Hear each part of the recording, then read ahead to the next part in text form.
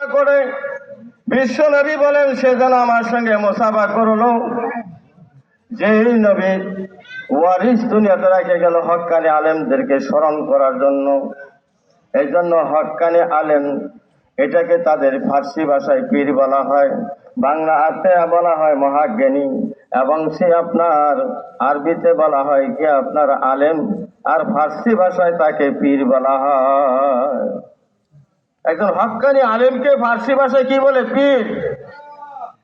আমরা পীর বুঝি আর আলেম বুঝি আর না। এজন্য রাসূল পাক সাল্লাল্লাহু আলাইহি সাল্লাম হক্কানি আলেমের সহবতে যদি বসা যায়, তিনি যে আপনার যে ওষুধ শিখাইয়া দিবে, সেই ওষুধ খাইলে আবারও দিল কি হবে? সুস্থ হয়ে যাবে। নবীর মদিনা নবীর প্রেম আপনার ভিতর আসবে, আল্লাহর ভয় আসবে। এজন্য আপনি কি হবেন? আপনিও একজন আল্লাহওয়ালা হয়ে যাবেন বলে সুবহানাল্লাহ। এটা দেহতত্ত্ব নিয়ে আলোচনা করতে গেলে সময় দরকার বাবা, বুঝছেন?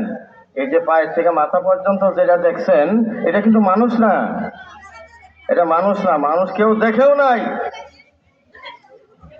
মা বাবার সংমিশ্রণে সহবাসের উপরে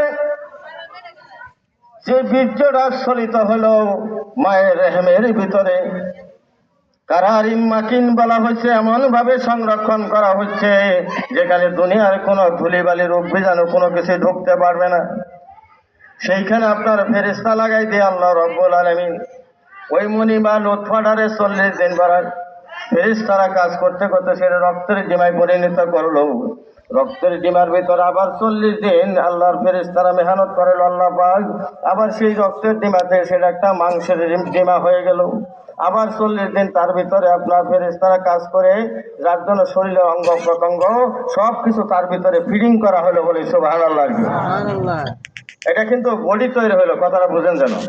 শরীর তৈরি হয়ে গেল, মানুষ নাইরা দেখবেন যে একদিন রাত্রে বা যে কোনো সময় নুফেকা ফিহে রূহ, তার ভিতরে আল্লাহ পাক আত্মা ফুঁকে দিলেন, মানুষ আইসা গেল ভিতরে। কি করেন? বাড়িতে ঘর হইলো আগে তৈয়ার, মানুষ আসলো তারপরে তার ভিতরে বাস করার জন্য। কথাটা ঠিক নাকি বলেন? কিন্তু আসতে কেউ দেখছে?